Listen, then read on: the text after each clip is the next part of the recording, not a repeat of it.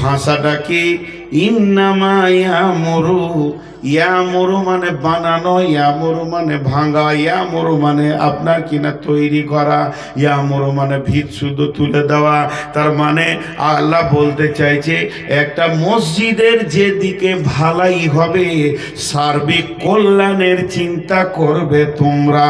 ইন্নামা ইয়ামুরু মাসাজিদ আল্লাহে, আল্লাহর ঘরের, আল্লাহর মসজিদের সার্বিক কল্যাণের কথা চিন্তা করো তোমরা। তারা কারা, কোন শ্রেণীর লোককে বলছে? যার ভিতরে 5খানা গুণ আছে। মান আমানা বিল্লাহি ওয়াল ইয়াউমিল আখিরি ওয়া আকামাস সালাতা ওয়া আতাজ যাকাতা ওয়া লাম ইয়াখশা ইল্লাল্লাহ। এই 5টা মানুষ, এই 5 ধরনের মিজাজ যাদের আছে, যার কাছে এই 5টা গুণ আছে, ওই লোকেদেরকে আল্লাহ বলছেন এই 5টা গুণ যার ভিতরে নাই, এই 5টা গুণের আওতাভুক্ত যে পড়ছে না, এদের কাছ থেকে আল্লাহ কাজ নিতে চাইছেন না, নিতে চাইছেন ওরই কাছে যার ভিতরে 5টা গুণ আছে। ওদেরকে আল্লাহ বলছেন তোরা আমার ঘরের দেখভাল কর,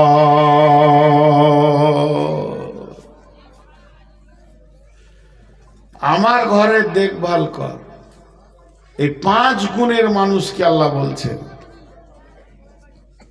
জি, এবার 1-2 করে উঠছে। কমিটিকে মাঝে একটা ছোট্ট কথা বলিনি, এখানে 61তে আমার মনে হয় প্রোগ্রাম আছে না, 3 তারিখে। এই যে 1-2 করে উঠছে, এখন যদি আপনাকে এই চেয়ারে বসানো হয়, কলিজাটা ফেটে যাবে, কথা বলতে ভালো লাগবে না। অতএব হাত পাগুলো ধরে বলছি, জালসা 12টায় শেষ করার চিন্তা ভাবনাগুলো নেন। প্রয়োজন আপনাদের পাগুলো জড়িয়ে ধরছি, 12টায় জালসা শেষ করার চিন্তা ভাবনা নেন। যে লোকগুলো উঠে যাচ্ছে, এরা অন্যায় করেনি, এরা ঠিক করছে। কিন্তু কোনো কমিটিকে বুঝিয়ে পারলাম না। 2-4 কোনো কমিটিকে বুঝিয়ে পারলাম না। আবার যখন ও জালসা শুনতে যেছে, তখন আবার খুব ব্রেন দিয়ে কথা বলছে। হ্যাঁ আমার সাহেব, 12টা লোক থাকবে না, আপনাকে 9টায় দেওয়া উচিত ছিল, 11টায় শেষ হলে ভালো হতো। আবার ও যখন কমিটি গিয়েছে, হ্যাঁ ভাই আমার টাইমটা কটা বলছে, 11:30 থেকে 12টাও হতে পারে, 2টো পর্যন্ত চলবে। এই যে কেন যে এই বিঘারটা পৃথিবীতে রয়েছে, শুধু এখানে নয়, আমি এই কমিটিকে বলছি না, বিশ্বের সমস্ত জালসা কমিটিকে বলছি 12টায় শেষ করেন। যতই দিনাজপুরে জালসাগুলো এখন 11টায় শেষ হচ্ছে। তো যাই হোক ভাই, আপনারা যারা যে কটা লোক বসে আছেন আর উঠিয়েন না। মানুষ যখন উঠে তখন বক্তার হৃদয়ে খুব চাপ হয়, এই জন্য কথাটা বললাম। আপনারা কেউ উঠবেন না। আল্লাহ বলছেন তোরা আমার মসজিদকে দেখভাল কর। আল্লাহ নিজে বলছে আমার ঘরের দেখভাল তোরা করবি না তো কে করবে? সেই 5টা গুণ কি? এবার হাতের দিকে তাকান। মান আমানা বিল্লাহি, আমার উপরে যার বিশ্বাস আছে। আমি কে, আমি কেমন, আমি কি করতে পারি, আমি কে, আমি কেমন, আমি কি করতে পারি, আমার ক্ষমতার উপরে যার বিশ্বাস আছে। দ্বিতীয় যে ওয়াল ইয়াউমিল আখিরি, এবং আমি তোদের সামনে একটা প্রতিনিয়তি তত্তর করে দিন নিয়ে আসি, সেটা হলো কিয়ামতের দিন। এইটার উপরে যার বিশ্বাস আছে, ওই দিনটার নাম হলো হিসাবের দিন। সে আমার মসজিদ বানাবে, মসজিদের হিসাব রাখবে, মসজিদে দান করবে। ও আকামাস সালাতা, যে লোকটা নামাজ কায়েম করবে, যে নামাজ পড়ে না, যে নামাজ পড়ে না, তোমাকে মসজিদের চিন্তা নিতে হবে না। ও বেনামাজি, তুমি মসজিদের চিন্তায় আসিও না। কারণ যারা সপ্তাহে একদিন নামাজ পড়ে, যারা সপ্তাহে জুমা পড়ে, এরা নামাজি নয়, এরা নামাজি নয়, এরা নামাজি নয়, এরা নামাজি নয়, এরা নামাজি নয়, এরা নামাজি নয়, এরা নামাজি নয়, এরা নামাজি নয়। যে লোকটা জুমাও পড়ে না, ওই লোকটা যেমন, এই লোকটা তেমন। অর্থাৎ শুধু জুমা পড়নেওয়ালা নামাজি নয়, নয়, নামাজি নয়, নামাজি নয়, নামাজি নয়, কোনো রকমই তাকে নামাজি বলা যাবে না। অতএব যে 5 ওয়াক্তে নামাজ পড়ে, ওয়া তাযাকাতা, মাল যদি বেশি হয়ে থাকে আর ওই লোক যদি যাকাত দেয়, এবং ওয়ালাম ইয়াখশা ইল্লাল্লাহ, আল্লাহ ছাড়া পৃথিবীর কাউকে ভয় করে না, কোনো ডনকে মাস্তানকে ভয় করে না, শুধু ভয় করে তো আল্লাহকে করে, এই ব্যক্তিকে আমার রব বলছে তুমি আমার মসজিদের দায়িত্ব দেখাশোনার লাও।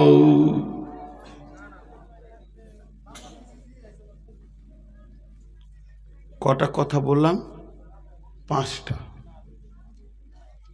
কটা কথা বললাম? 5টা।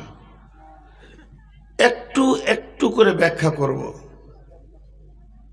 প্রথমে আল্লাহর উপরে ঈমান আনতে হবে। এটা একটা টাকা, যে দান দিচ্ছে, এই যে টাকাগুলো যে দিচ্ছে, ও যদি আল্লাহর উপরে ঈমান না থাকে তো দিত না। পৃথিবীতে একটা জাতি আছে, সেই জাতিটার নাম হচ্ছে মুসলিম। এরা কোটি কোটি কোটি কোটি ডলার দিয়ে বিরাট পৃথিবীর বুকে লাখো মাদ্রাসা চালাচ্ছে আর মসজিদ বানাচ্ছে। পৃথিবীর অন্য জাতি পারে না, এটা জেনে নেন। এতটা পারবে না, এতগুলো স্কুল চালাতে পারবে না। দেখেন, এই জাতির এত ক্ষমতা আছে, কিন্তু আমার আল্লাহ বলছেন আমার ঘর বানাবে তো তুমি ইমানদার হও। যটা লোক এখানে টাকা দিয়েছেন, তাতে 1 টাকা হোক আর 100 টাকা হোক আর 1 লাখ টাকা হোক, ওর ভিতরে চাপা একটা নিয়ত লুকানো আছে। সেটা ঠিক না ভুল আপনারা একবার বলবেন জোরে, আমি এর বদলাটা আখেরাতে নেব, আমি এর বদলাটা আখেরাতে নিব। আছে না নাই? আর কথা বলেন না আপনারা? আছে। তাহলে এই চাপা 1 টাকাও যে দিচ্ছে সে আমি আল্লাহর কাছে নিব, 100 টাকাও যে দিচ্ছে সেও বলছে আমি আল্লাহর কাছে নিব, আর 1 লাখ টাকা যে দিচ্ছে 10-20 হাজার সেও বলছে আল্লাহর কাছে নিব। তাহলে এই সুন্দর তরিকাটা কারো কাছে নাই। ওই জন্য আল্লাহ বলছে যদি তোর ঈমান থাকে, আমার কাছে 20 লাখ টাকা আছে, আমি যাব বিদেশে বেড়াতে, চেন্নাই যাব চিকিৎসা করতে, 6 মাস আসবো না, ক্যাশটা দুবো কাকে, ক্যাশটা দুবো কাকে, ক্যাশটা দুবো কাকে, কার কাছে রেখে যাব? ছেলেদেরকে দিলে ভাগ করে নিবে, বড় কষ্ট করে জগিয়ে রেখেছি। তারপরে অনেক চিন্তা করে দেখলাম আমার এই চাচাতো ভাইটা বড় ইমানদার, আমি যদি অপারেশন করতে গিয়ে মারা যাই, হার্টের অপারেশন করতে গিয়েও যদি মারা যাই, আমার 3 নিয়ে আমার 1 নয়া মারা যাবে না, ওই টাকাটা ও আমার ছেলে ওয়ারিসদের হাতে দিয়ে দেবে। তাহলে যখন এই লোকটার ওপর আমার বিশ্বাস হয়ে যাবে, গোপনে টাকাগুলো রাতে ব্যাগে করে নিয়ে গিয়ে বলবো ভাই 20 লাখ টাকাটা তুমি রেখে দাও, আমি চেন্নাইয়ে চলে গেলাম হার্টের অপারেশনের জন্যে, যদি মারা যায় তাহলে তো ছেলেদের হাতে দিয়ে দিও, আর যদি বেঁচে থাকি তো ফিরে এসে নিব। তার মানে যেটা বলতে চাইছি, আগে লোকটাকে বিশ্বাস করব, তারপরে তার হাতে টাকা দিব না, আগে টাকা দিয়ে দিব দিয়ে বিশ্বাস করব? আগে বিশ্বাস তারপরে টাকা। তো আমার আল্লাহ বলছেন যতজন আমাকে তোরা টাকা দিছিস, আগে আমাকে দৃঢ় বিশ্বাস কর, তোর 1 টাকা মরবে না, 1 টাকা নষ্ট হবে না, 1 টাকা জলঞ্জলিত চলে যাবে না, 1 টাকা ফালতু চলে যাবে না। এবার এটাকে আমি পকেটে ভরে নিলাম। আপনি দিয়েছেন মসজিদকে, নূর মোহাম্মদ আমি মসজিদ সেক্রেটারি, পকেটে ভরে নিয়ে এইটাকে রাস্তায় যেতে যেতে জুয়া খেলে উড়িয়ে দিলাম। আমার মতো বেঈমান কেউ নাই, সুদে খেয়ে নিলাম, খাটিয়ে দিলাম, নোংরা করে দিলাম, কিন্তু আপনার 1 টাকা মরল না। কিয়ামতের মাঠে আপনি পেয়ে যাবেন, যেহেতু আপনি দানটা আল্লাহকে দিয়ে দিয়েছেন। এখন তো এটিএম, ফোনপে, গুগল পে কত কি উঠেছে। এক যুগে ব্যাংকে এমনি করে গিয়ে স্লিপ দিয়ে ডিপোজিট করতে হতো, উইথড্র করতে হতো। তো আমি সেই যুগের মানুষ, কখন মোবাইলের আগে থেকে, বক্তা মোবাইল আসার আগে থেকে তো আমি ডালকুলাতে দাঁড়িয়ে আছি, পকেটে টাকা আছে, এখন তার ফোনপে নাই, কি করব, 10,000 টাকা ব্যাংকে ভরে দিই, এমনি করে ডিপোজিট লিখে এবারে টাকাটা এমনি করে দাঁড়িয়ে আছি। এবার ক্যাশিয়ার বললো দাও, জানলাতে ভরে দিলাম, খাচ খাচ খাচ করে গুনে নিল, 2টা স্ট্যাম্প মেরে দিল, এমনি করে কম্পিউটারে লোড করে দিল, ফট করে অর্ধেক ছিঁড়েও ওখানে রেখে দিল, অর্ধেক আমাকে পকেটে দিয়ে দিল। আমি এমনি করে দেখছি যে অ্যাকাউন্ট নম্বরগুলো সব ঠিক আছে কিনা। আমার পেছনে যে লোকটা দাঁড়িয়েছিল ও হিন্দু লোক, মানে হিন্দু মানে এই জন্য বুঝতে পারছি যে ধুতি পরে আছে, ওই রকম চেহারা। ও আবার দিচ্ছে এমনি করে স্লিপ, ও টাকা নিবে 10,000। তা আমি দেখছি ওটা এমনি করে অ্যাকাউন্টে দেখে স্ট্যাম্প মেরে দিয়ে অর্ধেক দিল, আমার টাকাটা দিয়ে দিল। কত মিজাজ গরম হয়, মিজাজ গরম হওয়ার কি আছে? আমার বইয়ে লোড হয়ে গেছে, ওটা যাকে দিবে দেখগা, টেবিলে টাকা পড়ে গেছে, আপনার আমল নামাতে লোড হয়ে গেছে, মসজিদওয়ালা উড়িয়ে দেখগা। আল্লাহ বলছে তোর আমার উপরে বিশ্বাস আছে কিনা বল। বলে হ্যাঁ আছে, চলে যা, চোখ মুজে ঘর চলে যা। যে তারপরে দ্বিতীয় গুণ কি বলছে, বলিয়াও মিলাখিরি, তোর আখেরাতের বিশ্বাস আছে কি না, তোর আখেরাতের বিশ্বাস আছে কি না, তোর আখেরাতের বিশ্বাস আছে কি না। হ্যাঁ আল্লাহ আখেরাতের বিশ্বাস আছে। বলেন কি বলছেন? আমি যদি কালেকশন করি মাত্র 5 মিনিট করবো, কিন্তু হ্যাঁ তো 5 মিনিটে শেষ করে দেবো আমি। আর বলবেন না যে আর 1 ঘন্টা চালান। মাঝে কালেকশন আমি জীবনে করবো না, আমার বাপকে যদি লাখ টাকা দেন তো করবো না। হ্যাঁ, ওই খানিক আদায় করবো আর খানিক করে বকবো, এই বিষয়টা শেষ করতে দেন। আমি এখন কালেকশন করছি না, টাকার কথা বলছি, কিন্তু আমি তফসির করছি ওই আয়াতটা, আল্লাহ কি বলতে চাইছেন। টাকাটা রাখেন, টাকাটা এখানে থাকলে বা ভাববে মলবি ভরে নেবে। পানি খাই একটু, হ্যাঁ জিভটা আটকে যেছে ভাই, সুগার অনেক বেশি, খুব তাড়াতাড়ি মরে যাব, দোয়া করেন। ওইটা করেন, ওই নামটা লিখে রাখেন। আর কিছু কমিটি আছে বুঝে না, যে দিয়ে দিয়েছে তো ওটা চুপ থাক, যে কোটা দেয় নেই ওটা কাগেলি, ওটা তো খুলনার ভিতরের মুরগি, যখন তখন ওর অপারেশন হবে নাকি। যে দেয় না এটাকে নিয়ে চিন্তা করে, বুঝে না কমিটি কি বলবে। তো যাই হোক, এবার এখানে তফসিরটা দেখেন, একটা ঘটনা বলি আপনাদের সামনে। ঘটনাটা থেকে আপনার আখেরাত আর দান দুটোই বুঝে আসবে। একটা যুবক এসে আল্লাহ রসুলের কাছে হাজির, যে বলছি ইয়া রাসূলুল্লাহ, আমি আমার ছেলে মেয়ে বউ নিয়ে 2 দিন খেতে পাইনি, খুব ক্ষুধার যাতনায় কোনো কাজও পাইনি, আপনার কাছে এসেছি, যদি বাইতুল মালে কিছু থাকে তো দেন। তো আল্লাহ রসুল বলছে, সোনামানি, বাইতুল মালে একটা খেজুরও নাই, কি দেবো সোনা তোমাকে, তোমার কচিকা খেতে পাইনি ছেলেরা। তো আমি একটা কথা বলছি, আমার কথাটা শুনো, আমার জায়ের বাড়ি চলে যাও। মানে ওসমান গানি ধনী মানুষ ছিল, যাও আমার জামাই কিছু দেবে, আমার কথা বলো কথা, তোমার আপনার শ্বশুর পাঠাইলো। চলে গেল টুকটুক করে, সুবহান আল্লাহ, যেখানে বাঘের ভয় ওইখানেই সন্ধ্যা হয়। ওই ঘরের দরজায় ধাক্কা দিবে, হাত তুলেছে, আর ভিতরে চলছে হুঙ্কার। কিসের হুঙ্কার চলছে? যে হজরতে ওসমান রসুলের জামাই রসুলের বেটিকে বকছে। কি বকছে? ওই তোর হুঁশ নাই, জ্ঞান নাই, মোটা বুদ্ধি মেয়ে, অচল মেয়ে, 2টো চেরাক জ্বালিয়ে দিলি, 2খানা চেরাক কেন তুমি জ্বাললে? একটা চেরাক জ্বাললেই তো যথেষ্ট হয়ে যায়, 2টা প্রদীপ জ্বালে দিয়েছো, 2টা প্রদীপ জ্বালার কি প্রয়োজন আছে? একটা প্রদীপই যথেষ্ট, 2টা প্রদীপকে জ্বালে দিয়ে ফজুল খরচা করছে।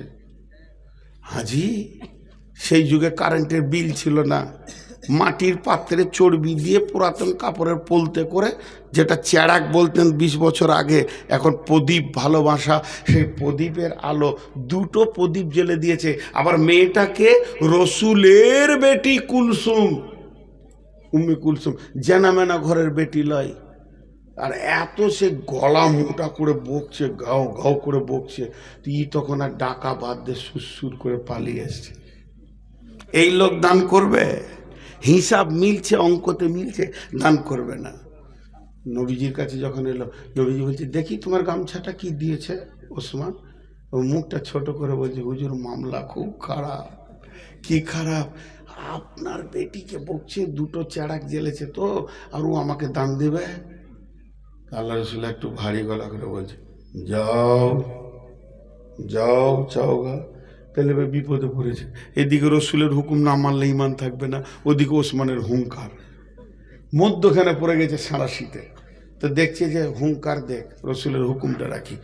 দরজায় গিয়ে ধাক্কা দিয়েছে। হযরত ওসমান বলছেন, কে? ই বলছে, আসসালামু আলাইকুম। বলছে, ওয়ালাইকুম সালাম। যে দরজা খুলেছে, কি ভাই? তখনই ঢোক গিলছে, মানে এখনই তো রেগেছিল। তো ঢোক গিলে বলছে, ভাই আমি আপনার কাছে আসিনি, আমি রসুলের কাছে এসেছিলাম। কেসটাকে হালকা করছে। আমি আপনার কাছে আসিনি, আমি নবীজির কাছে এসেছিলাম, আপনার শ্বশুরের কাছে এসেছিলাম। আপনার শ্বশুর বলল যে আমার জামাইয়ের কাছে যাও। চুপ। আরে বেশ আসতে বলেছে, তা কেন সেটা বলো। আমি খুব অভাবে পড়েছি। দাঁড়াও। বাড়ির ভিতরে গেল, টুকরি করে মাল নিয়ে আসলো। এইটুকু নয়, হাতে করে নয়, এমনি করে নয়, এইটুকু নয়, টুকরি করে মাল নিয়ে এসে একবার দিল, দুইবার দিল, তিনবার দিল। আর যেই তিনবার দেওয়া হয়ে গেছে, ফকিরটা বলছে, বাস বাস বাস বাস বাস। ফকিরও কেমন ছিল, যে আমার একদিনের হয়ে গেছে, ছেলে মেয়ে নিয়ে বাস। আর এখনকার ফকিররা ভিক্ষাও করে, আবার ব্যাংকে সুদে জমাও করে, দুদিকে করে না? আর আমি কথা ভুল বললাম? জি। যে যুগে প্রতি সপ্তাহে বিপিএলে 7 কেজি চাল পায়, আর মানে এই চিকিৎসার কার্ড আছে যার, স্বাস্থ্যসাথী, তার আর ভিক্ষা করার কি দরকার আছে? কিন্তু এই বলে বাস বাস দিয়ে মালটা নেওয়া হয়ে গেল। এবার মালটাকে এরকম করে নিয়ে, পুঁটলাটাকে আস্তে আস্তে এরকম করে গুটিয়ে, পুঁটলাটাকে নিয়ে এরকম করে ধরে আছে। যে বলছে, ও নবীর জামাই, আপনাকে একটা প্রশ্ন করতাম। বলে, কি প্রশ্ন? এখন তো নবী বেঁচে আছে, নবীজিকে বলো গা। বলে, এটা নবীজির বিষয় নয়, বিষয়টা হলো আপনার আমার। অতএব আপনাকেই আমি প্রশ্ন করছি। আপনি আমাকে এতগুলো মাল দিলেন, এতগুলো জিনিস দিলেন, এতে আমার সচ্ছলতা এসে গেল, আর খাওয়ার চিন্তাটা থাকলো না। কিন্তু আমি এটা প্রথম চান্সে পাইনি, দ্বিতীয় চান্সে পেলাম। তো বলছি, আমি তো কাউকে ফেরত দিইনি। বলে, আপনি দেননি, আপনার হুঙ্কারে আমি পালিয়ে গেছিলাম। আমি একটু আগে এসেছিলাম, আপনি বিবিকে বকছিলেন। বলে, হ্যাঁ। বলে, তাহলে কেন বলেন? আমি তো আপনার কেউ নই, আমি খালি দুটি সম্পর্কে, একটি সম্পর্কে সম্পর্কিত। আমি মুসলমান ভাই, আমি প্রতিবেশীও নয়, আত্মীয়ও নয়। কিন্তু যাকে আপনি বকছিলেন সেটা আপনার বিবি, এর থেকে আর প্রিয় নিকট আত্মীয় কেউ হতে পারে। দ্বিতীয় নম্বর হলো রসুলের বেটি। তৃতীয় নম্বর হলো একজন মুমিনা মেয়ে। কিন্তু ওইটুকু সামান্য একটা প্রদীপ জ্বালানোর কারণে কেন আপনি এত বকছিলেন, আর আমাকে কেন এত মাল দিলেন? আমি পড়ত। হযরত ওসমান বলল, ভাই রে, মরার পরে একটি জীবন আছে, যার নাম আখিরাত। এ সম্পর্কে কি তোমার কোনো স্বচ্ছ ধারণা আছে? তখন বলছে, হ্যাঁ আমার ধারণা আছে। বলছে, তুমি ক্লিয়ার করে লাও গা আখিরাতটা। আমরা জানি আখিরাতে হিসাব আল্লাহকে দিতে হবে, এটাই খালি মাথায় ঢুকে আছে, হিসাব দিতে হবে। কিন্তু সেদিন শুধু হিসাব দেওয়ার পালি নয়, হিসাব দেওয়া নেওয়া দুটোরই পালা। যেগুলো আপনারা দান করছেন, এগুলো আল্লাহ হিসাব আপনাকে দেবে, আর যেগুলো আপনি খরচা করছেন, ওইগুলোর হিসাব আল্লাহকে দিতে হবে। অতএব আমার বিবি দুটি প্রদীপ জ্বেলেছে, এটা কিয়ামতের মাঠে দাঁড়িয়ে আমাকে হিসাব দিতে হবে। আর তোমাকে আমি যেটা দিলাম, এটা আল্লাহ আমাকে ঘুরিয়ে হিসাব দেবে। অতএব কিয়ামতের মাঠে হিসাব নেওয়া আসান, দেওয়া কঠিন। এর জন্য আমাকে দান করতে ভালো লাগে, খরচা করতে ভালো লাগে না। তাহলে আল্লাহ বলছে, মসজিদ বানাবি তোরা?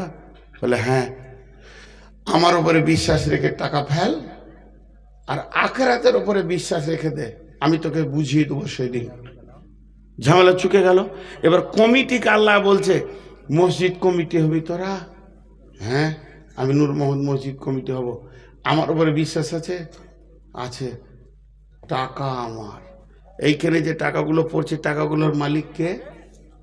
জোরে বলেন, কে? আপনারা দিচ্ছেন কাকে? কমিটিকে না আল্লাহকে? আল্লাহকে। তো আপনি আল্লাহর কাছে যেমন হিসাব বুঝে নেবেন, তা আল্লাহ এবার আমি মসজিদের সেক্রেটারি, মসজিদের ক্যাশিয়ার, টাকা কটাকে গুটিয়ে নিয়ে চলে গেলাম। আল্লাহ বলছে তুইও হুঁশিয়ার থাকিস, আমিও তিলে তিলে বুঝে নিব কত খরচা করেছিস।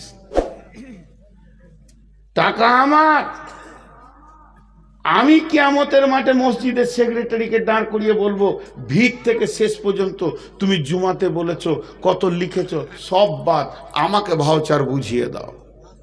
যদি তুমি আখেরাতে বুঝাতে পারো তাহলে মসজিদের দায়িত্ব নাও।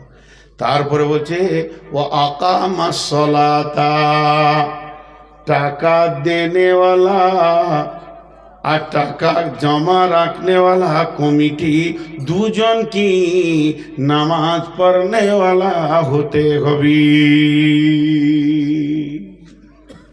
বেনামাজি আছে না নাই? বেনামাজি আছে না নাই? জি। তো দুজন কি হতে হবে? নামাজি। এটা কেন? একটা উদাহরণ দিব, উদাহরণটা ধ্যান দিয়ে শোনেন। আপনাদের এই কালিয়াচকে বা এলাকায় কোনোদিন দেখেছেন দুটো বাঁশ কেমনি করে বেঁধে দেওয়ার পর সেই তার উপরে দড়ি দিয়ে ছোট ছোট বাচ্চাগুলো হাঁটাহাঁটি করে? দেখেছেন? দেখছেন। তো ওই খেলা চলছে, আর ইনি ওই খেলা দাঁড়িয়ে দাঁড়িয়ে দেখতে দেখতে ফট করে 50 টাকা দিয়ে দিয়েছে। আমি বললাম টাকা দিলেন কেন? বলছে খুব ভালো, খেলাটা খুব ভালো লাগলো। আচ্ছা ভালো তো? বলছে হ্যাঁ ভালো। আমি 3 বার জিজ্ঞেস করছি ভালো তো? আমার ভাই বলছে হ্যাঁ ভালো। তখন আমি হাতটা ধরেছি, চলেন উঠেন, ভালো তো আপনি চাপেন, ট্যাঙ্ক ভেঙে যাবে, ভালো কাজে ভাঙে। তখন পালাইছে। আচ্ছা ওখানে যতজন লোক দেখছিল তাদের জন্য এটা কি ছিল? খেলা। তাদের জন্য কি ছিল? খেলা। আর যে হাঁটছিল তার জন্য কি ছিল? কাজ। সে কাজ করছে, তার ইনকাম হচ্ছে, হচ্ছে কি আছে না? তাহলে কিছু লোক আছে, তোরা নামাজ পড়ে লেগা টাকা দিয়ে দিব, সিমেন্ট দিয়ে দিব, ছাদের রড দিয়ে দিব 20 কুইন্টাল, তা নামাজ তোরা পড়গা, ওর হাত ধরেন চল মসজিদ না যাব না।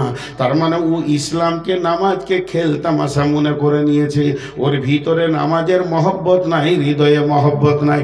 মসজিদ কমিটি হবে, মসজিদ বানাবে, বসে বসে লেকচার মারবে, জানলাটা স্টিল দেওয়া যাবে না, কাঠের দিতে হবে, নাইলে ভালো লাগবে না। এদিকে লেকচার শুনে মনে হবে আল্লাহর 1 নম্বরে গোলাম, আর আজান হলেই শয়তানের সাথে সাথে সে পালাতে শুরু করবে। আল্লাহ বলছে তোর মতো বেঈমান বেনামাজি মসজিদ কমিটি হোস না। যদি জোর করে ক্ষমতা দখল নিয়ে দুর্বলদেরকে লাত মেরে যদি তুমি কমিটি হয়ে থাকো, তাহলে একটা রাস্তা আছে তোমার, 2খানা রাস্তা আছে। 1 নম্বরে রিজাইন দিয়ে তুমি বেঈমান আছো, বেঈমান থাকো গা, ইম্মা শাকিরা ওয়া ইম্মা কাফুরা। আর না হয় তুমি তওবা করে নামাজি হয়ে যাও, রিজাইন দিতে হবে না, তুমি কমিটি থেকে যাও। হয় নামাজি হয়ে যাও, আর না হয় বেঈমানদের দলে ঢুকে পড়োগা। আর যদি জবরদস্তি নামাজিও হবে না, কমিটিও ছাড়বে না, তাহলে তুমি তৈরি হয়ে যাও। খাসি খালানো দেখেছো কি? চামড়াকে চচ্চর করে নামানো। সূরা আল ইমরানে আছে, তোর মতো মাস্তানের ট্যাংটা জাহান্নামে উপর দিয়ে দিয়ে চচ্চর চচ্চর করে চামড়াকে খালিয়ে দেব। প্রতিনিয়তে তোর চামড়া খালানো যাবি। কথা বুঝাতে পারলাম? আপনারা একবার হ্যাঁ না বলেন। তাহলে মসজিদ কমিটি কে হবে? যার আল্লাহর উপরে বিশ্বাস আছে, আখেরাতে ভয় আছে, নামাজ পড়বে। 3টে। 4 নম্বর ওয়াতা যাকাত, যাকাত দেন আল্লাহ, যাদের যাকাত দেওয়ার টাকা আছে। একটা উদাহরণ দিব, চুট করে বুঝে নেবেন। আমার একটা নাতনি দিয়েছে আল্লাহ, বেটির বেটি হয়েছে, কোলে নিয়েছি, মুতে দিল, লুঙ্গিটা খুলে রাখলাম, কারণ এখনই জালসায় বেরিয়ে যাব, 4টা লুঙ্গি নিয়ে বেরিয়ে যাই সব সময়। আবার কোলে নিয়েছি আদর করে যে চলে যাব 1 মাস, আবার দিল মুতে। তাহলে কয়টা লুঙ্গি মুতলেও তো গোটা গুটি ভিজছে না, ছিটা ফিটা লাগছে। তা আবার ওই লুঙ্গি 2টা ভাঁজ করে রেখে দিলাম। এবার আমি নিয়ত করেছি এখন ভিজাবো না, কারণ এখন গাড়িতে উঠবো। ওই 2টা লুঙ্গিকে ভালো করে ডবল করে ক্যারি দিয়ে ভরে ওকে ব্যাগে ভরে নিব। যাবো তো ঝনঝনিয়ার পাশে, ওখানে গিয়ে জালসা করে সকালবেলায় ধুয়ে একটু রোদে দিয়ে দিব, আর বাকি ভালো লুঙ্গিগুলো থাক। ভালো লুঙ্গিগুলো টেবিলে রেখেছি, আর ওই দুটাকে আরেক জায়গায় রেখেছি। আমার বিবি 4টাকে ধরে একটা কেড়িতে ভরে দিয়েছে।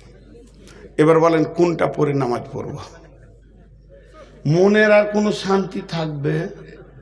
বলেন 4টাকেই ডুবাইতে মন যাবে তখন সার্ভ দিয়ে, যে কি করেছে ওর হুঁশ নাই।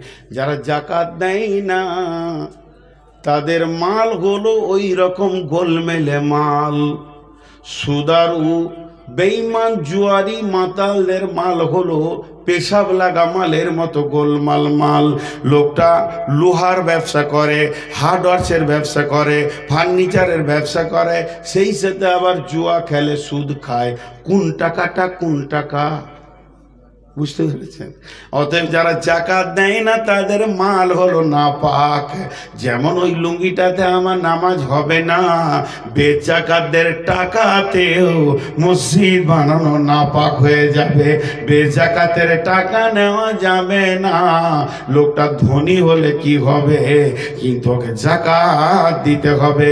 আর 5 নম্বরে বলছে ওয়ালামি ইয়াখশা ইল্লাল্লাহ, আল্লাহ ছাড়া কাউকে ভয় করা যাবে না। এটা আবার কেন এলো কথাটা? আল্লাহ ছাড়া কাউকে ভয় করিস না, মসজিদ বানা, আল্লাহ ছাড়া কাউকে ভয় করিস না, এ কথাটা কেন এলো? সহজ করে বলে দিই। আপনাদের এই ক্যাশিয়ার এই মসজিদের যে আছে, কে আছে আমি জানি না, উদাহরণ দিচ্ছি। উনি আজকে 2 দিনের জালসার ক্যাশিয়ার, টাকাগুলোকে জমা করছে আর গাডারে বাঁধছে।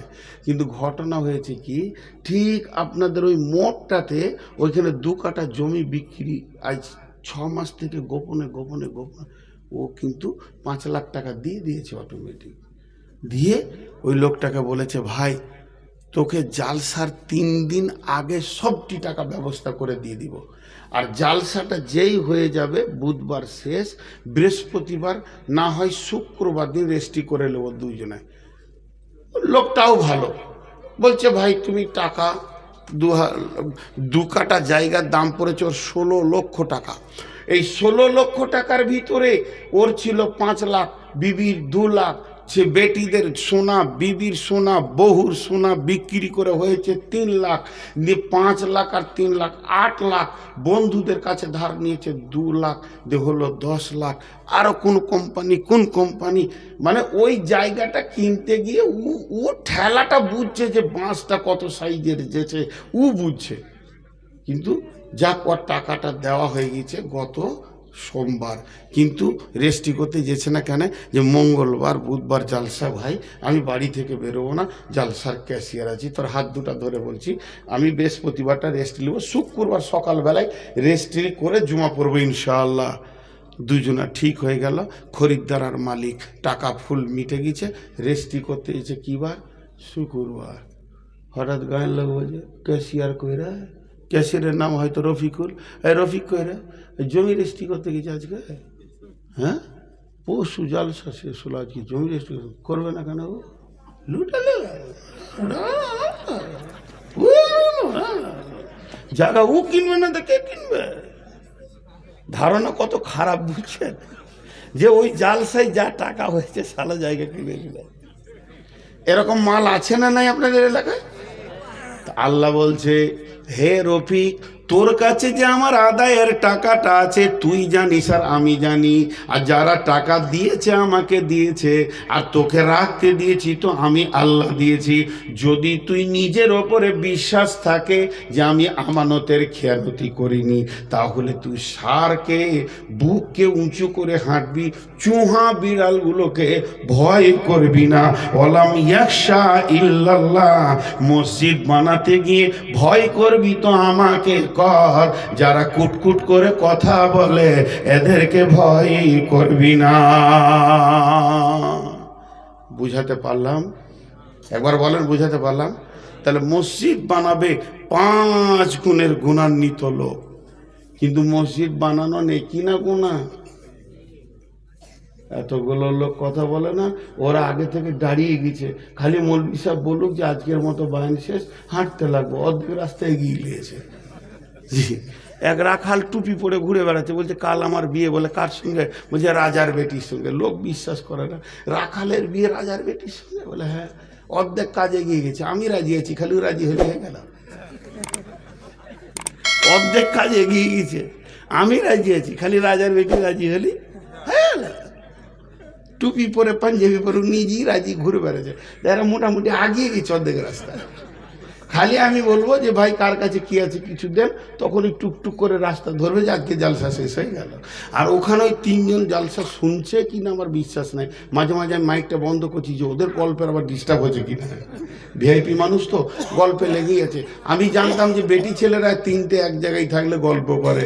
রাজা বলেছে যে কেউ যদি আমাকে নতুন কথা শোনাস তা 10 লাখ টাকা দেবো। বলছে তাল গাছে আম হয়েছিল, বলে হতেই পারে, আল্লাহর কুদরত। বিশ্বাস করছে না, বলছে হুজুর একজন আলু চাষ করেছে তো গম হয়ে গেছে। বলছে হতেই পারে, আল্লাহর কুদরত। একজন এসে বলছে হুজুর 3টে বেটি ছেলে এক জায়গায়, 2টো বেটি ছেলে দাঁড়িয়েছিল অথচ চুপ করে বায়ান শুনছিল। বলছে আল্লাহর কসম কোনোদিন হবে না, তুই মিথ্যা বলছিস। 2টো বেটি ছেলে এক জায়গায় চুপ থাকবে? এটা হতেই পারে না, এটা পসিবলই না। তুই আজকে দেখলাম 3টে বেটা ছেলেরা গল্পে যে মেতে আছে, ওদেরকে কে বলবে যে 2টো কথা শুনো? কিন্তু আমরা তো রাখাল মানুষ, আমাদের বুদ্ধি কম, আমাদের কথা কি আর ভিআইপি মানুষে শোনে? তো শুধুমাত্র আর একটা আয়াত আপনাদের সামনে দিব, মসজিদ বানানো কাবিরা গুনাহ। মসজিদ বানানো গুনাহ। সূরা তওবা 107 নম্বর আয়াতে বলছেন ওয়াল্লাযীনা ইত্তাখাযু মাসজিদান জিরারাও ওয়া কুফরা তাফরীকাম বাইনাল মুমিনিন ওয়া ইরসাদান লিমান হারাবাল্লাহা ওয়া রাসূলুহু মিন ক্বাবলু ওয়া লা ইয়াহলিফুন্না ইন আরাদনা ইল্লাল হুসনা ওয়াল্লাহু ইয়াশহাদু ইন্নাহুম লাকাযিবুন। বিরাট ঘটনা আছে আয়াতটার পেছনে। জি, আমি ছোট্ট 2 মিনিটে বলবো, দেখি পারি কিনা ছোট মিনিমাইজ করতে। যদি পেরে যাই তো ভালো, না হলে হার্ডলি খালি এই ঘটনাটা যদি বুঝতে পেরে যান তাহলে আয়াতটা তর্জমা করতে হবে না, পেটে ঢুকে যাবে অটোমেটিক। ঘটনাটা কি? রাসূলুল্লাহ সাল্লাল্লাহু আলাইহি ওয়াসাল্লাম জন্ম নিয়েছেন মক্কায় আর আসলেন কোথায়? মদিনায়। তো মদিনায় যখন এলো তখন গোটা মদিনা আল্লাহ রসুলকে ছাড়া কিছুই বুঝে না। কাজ করবে, হাটে যাবে, ঘাটে যাবে, বেটির বিয়ে দেবে, বেটার বিয়ে দেবে, কি করব কি না করব রসুলের পরামর্শ ছাড়া চলে না। তখন বেঈমান যতগুলো ছিল মদিনাতে মুনাফিক, তাদের কলজে চলতে লাগলো। দিয়ে এরা নিয়ত করলো ওকে মারবো কি করে রে, ওকে এমন কাটা কেটে দিব না থাকবে বাঁশ না বাঁচবে বাঁশুরি। কিন্তু সাহস হচ্ছে না, কেন? সব লোকগুলো তো ওর দিকে, আমরা মুষ্টিমে কজনাতে পারবো। তখন মুরব্বীরা বলছে ঝামেলা করিস না, চাটনিতে জুটবি না, চুপচাপ থাক। তাহলে কি করা যাবে? বলে ওই ছেলেটা এসেছে কোথা থেকে, ওর আগমনটা কোথা থেকে, মক্কা থেকে না মদিনা থেকে, একবার খবর লাও। তো মক্কা থেকে। বলে সেই জায়গায় যাও, সেইখান থেকে খবর নিয়ে এসো। কি খবর? যে ওখানে ওর কোনো দুশ্মন আছে কিনা। 2 জন চলে গেল মক্কা। মক্কায় গিয়ে বলছে ও মক্কার লোক, তোমরা নবী মোহাম্মদকে চিনো? চিনি মানে? ওকে কাটবো। রাতে রাতে পালিয়েছে, ও ভালো লোক লয়। জি, খন্দকের যুদ্ধে এক এক করে কেটে পড়লো। যখন খন্দকের যুদ্ধে এটা হলো ওকে কাটবো, তখন এর কলজেটা বড় হয়েছে। ওই লেগেই বলে যে মুরব্বীদের কথা শোনো, এখানে ওর দুশ্মন আছে, এরাকে ঠিক খবর দিয়ে দেব, মদিনাতে গিয়ে কেটে দেবে। কেস আমাদের নামে হবে না, আমরা যেমন নেতা ছিলাম নেতা থেকে যাব। এদেরকে খবর দিল। মদিনাতে গিয়ে ওরা আবার গোল করে বসলো, হ্যাঁ ওর দুশ্মন পাওয়া গেছে, আর টেনশন নাই, ওকে এসে কেটে দিবে, আমাদের যেমন মাস্তানি চলছিল সেরকম চলবে। এটা ওরা খুশি হয়ে গেল। জি জি, এবার আমার দিকে তাকান, আপনারা ধ্যানের সঙ্গে তাকান। ঠিক মদিনায় খবর দেব। এরা এবার মদিনাতে বসে বলছে কার ঘরে থাকবে রে?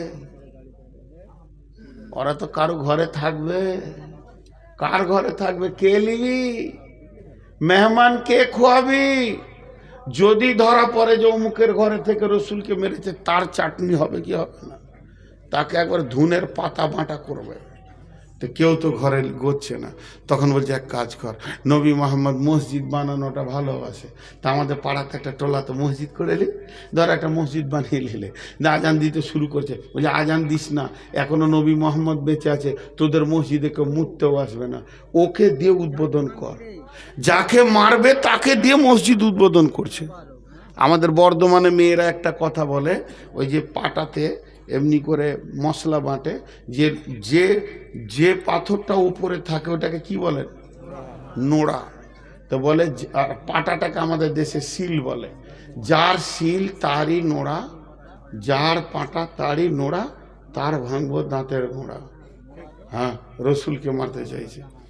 আল্লাহ রসুলকে বলছে, ইয়া রাসূলুল্লাহ, আমাদের টোলাতে একটা নতুন মসজিদ হয়েছে, তো নবীজির কলিজাটা বড় হলো, হাজি ভাই আপনারা মসজিদ বানাচ্ছেন, আল্লাহ আমাকে একা দিয়ে, একা কয়েকটা মুসলিমের সাথে লোক পেয়েছি, প্রায় 2.5 কোটি টাকার কাজ করিয়ে নিল। 2.5 কোটি টাকার। কোথা থেকে টাকা আসছে গাইবে মদত আমি জানি না, কিন্তু কাজ তো হচ্ছে। মসজিদের কাজে নামলে আল্লাহ সাহায্য আসবে। তো এই যে বললাম একটা বড় মসজিদ হয়েছে, তা আপনারা শুনে খুশি হলেন কি না? যদি বলি যে আমেরিকাতে একটা বিরাট মসজিদ হয়েছে, তো মনটা খুশি হবে কি হবে না? এটা তো মুমিনের। নবীজিকে এসে বললেন, ইয়া রাসূলুল্লাহ, আমাদের টোলাতে আমরা একটা মসজিদ করেছি, নবীজির দিলটা বড় হয়ে গেল, বাহ বাহ বাহ বাহ বাহ বাহ। মাত্র কদিনের তোমরা মুসলমান? 10 দিন 20 দিনের মুসলমান, আর এই কয় দিনের ভিতরে তোমরা নতুন মসজিদ করেছো। কিন্তু আসলে ওরা মুসলমান নয়, আসলে ওরা মুনাফেক ছিল, কিন্তু নবীজি বুঝতে পারেনি যেগুলো মুনাফেক, নবীজির জানের দুশ্মন। তখন বললে বাহ বাহ বাহ বাহ। তখন এরা বলছে, রাসূলুল্লাহ, আমাদের মসজিদটা আপনাকে প্রথম নামাজ পড়ে উদ্বোধন করে দিতে হবে। নবীজি বললেন, ঠিক আছে আমি যাব। এমন সময় নবীজি তৈরি হয়ে বেরিয়ে আসছেন, আর এই আয়াতটা নাজিল হয়ে গেল, ওয়াল্লাযীনা তাখাযু মাসজিদান জিরারান ওয়া কুফরা তাফরীকাম বাইনাল মুমিনি ওয়া ইরসাদাল লিমান হারাবাল্লাহা ওয়া রাসূলাহু মিন কাবলু ওয়া লা ইয়াহলিফুন্না ইন আরাদনা ইল্লাল হুসনা ওয়াল্লাহু ইয়াশহাদু ইন্নাহুম লাকাযিবুন।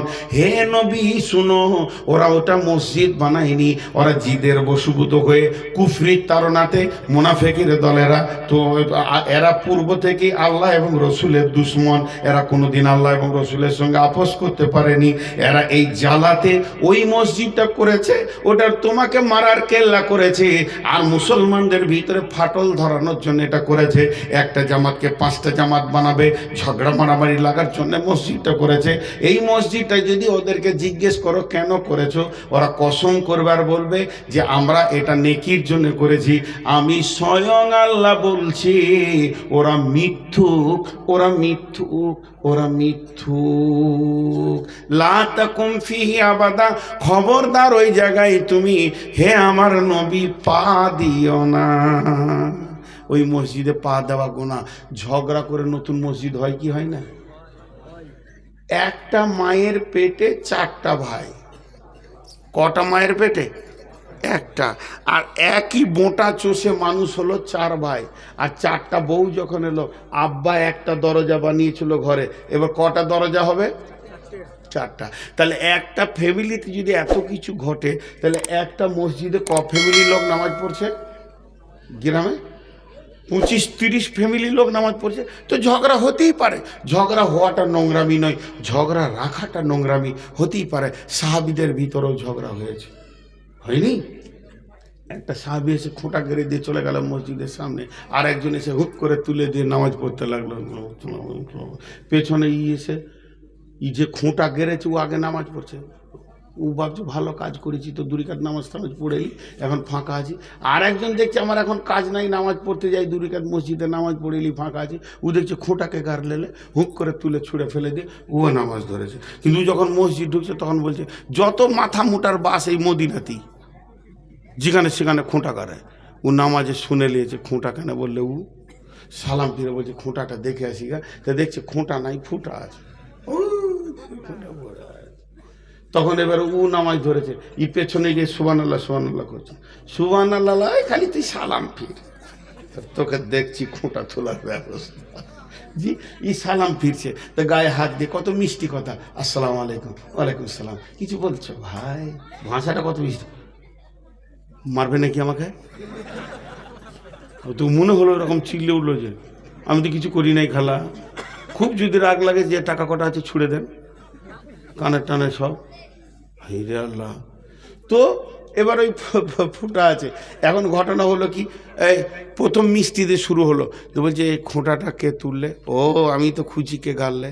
এবার তুমি থেকে তুই চলে, তুই গাললি কেন, তুই তুললি কেন, তোকে কে গাতে বল, তোকে কে তুলতে বল। দুটোই রসুলের সাহাবী।